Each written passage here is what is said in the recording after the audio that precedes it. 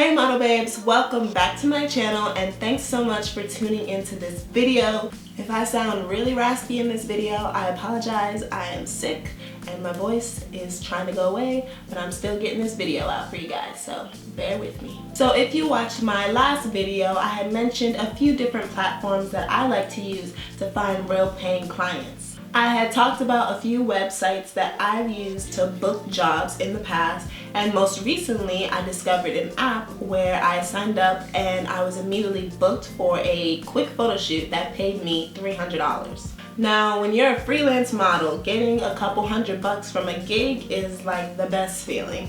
It makes you realize that you can really make your own lane in this industry, and personally it motivates me to find and book more jobs. But the problem with freelance modeling is that booking jobs can be very unpredictable at times, and collecting a couple $100 here and there doesn't really make for a steady income. So if you really want to make modeling your full-time job, you're going to need to bring in bigger checks. And this is when usually models will try and find an agency to represent them. A model agency is a company that represents multiple models at one time. They usually have connections to bigger name brand clients. From makeup brands like Morphe and Sephora to clothing brands like Levi's and Forever 21. Those big brands will go through agencies to find and hire their models for campaigns. And it's your agency's job to sell your look to that client so they will book you. And if you do get booked, your agency will receive a percentage of your pay.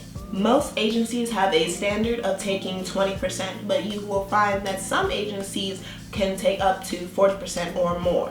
A bigger percentage usually means bigger jobs. So if having an agency is holding you back from living your modeling dreams and seeing your face on billboards nationwide, then you should start submitting to as many as possible right now. But wait, there are certain things that agencies are looking for when they scout their new models, and I'm going to break down a few of those things right now. So when you're submitting to your first agency, one of the things that they may look for is to see what type of look you have. There are several markets within the modeling industry, so the agency is going to try to figure out which market you best fit into. If you're tall, you'll most likely be placed in a lot of high fashion campaigns or do a lot of runway shows. If you're shorter but have a little bit more muscular build, they'll most likely market you for fitness and a lot of athletic campaigns.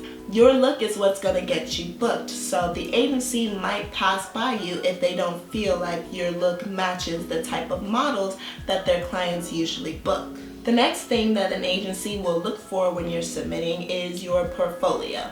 Now, if you're submitting online, then they will just ask you for quick digitals. And I have a whole video talking about how to take your best digitals. I'll link the videos somewhere up here so you guys can check that out. But if you're going to an open call to submit, as in meeting the agency in person, then some will want to see your book, also known as your portfolio. Your book usually holds 8 to 10 of your best photos. The agency wants to see you in action. How do you transform once you're in front of the camera? And again, they are looking for how to market you towards their clients. So I always recommend having a good variety of different styles in your portfolio, so you just show that you're a versatile model. Unless you specifically know that you want to do one type of look.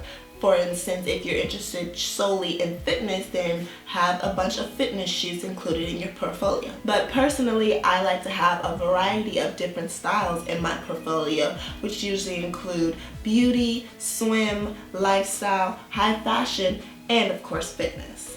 Just so the agent knows that I'm flexible. Your personality is another thing agencies will look at when you're submitting in person. No one wants to work with a model that has a bad attitude, and agencies want to see that you have a fun, likable attitude and you'll be easygoing and easy to work with on set. If you bring a positive and upbeat attitude to your casting, then the agency will know that you won't be a problem during set with the clients. So just make sure you go in with the right mindset. Smile and don't be afraid to talk. They want to see what type of person you really are, so let them know. The last thing I'll say that some agencies will look for when you're submitting is your social media following.